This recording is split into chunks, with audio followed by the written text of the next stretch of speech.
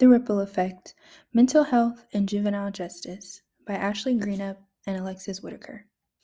Meet the group. Ashley Greenup, El Paso, Texas. I have always said I want to be able to make a difference in just one child's life for the good and to watch how that difference can change the next So what is the generations, Ripple Effect which is why I project? love the idea of the Ripple Effect. Alexis Whitaker, Alamogordo, New Mexico. A long lineage of social workers and a career in expanding youth horizons in after-school programs is my driving force in creating the Ripple Effect. I believe every child has a story to tell, and it's our jobs as adults to help them write it. During this presentation, we will cover several topics. What is the Ripple Effect? Current statistics, timeline and budget, and our projected outcomes.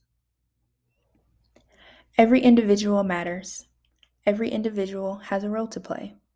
Every individual makes a difference. Jane Goodall.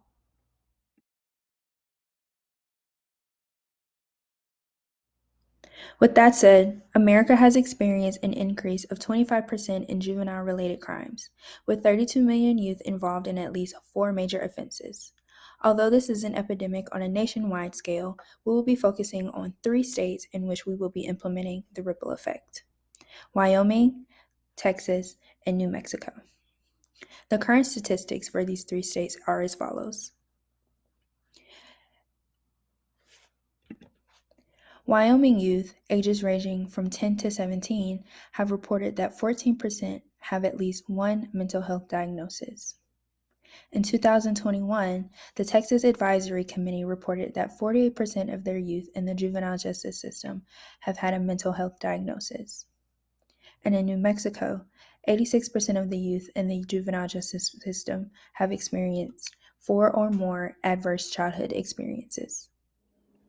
In our research, we have found that a lack of mental health awareness and resources can create a criminal pipeline in the youth.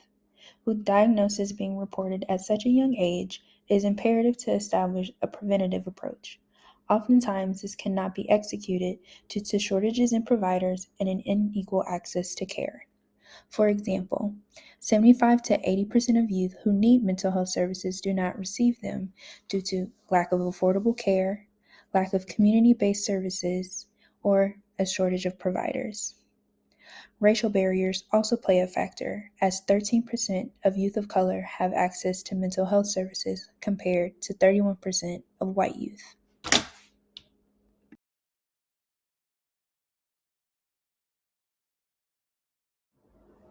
In establishing the Ripple Effect, we hope to provide adequate staffing and resources, a low percentage of recidivism, more support and community engagement, and diversity within the juvenile justice system.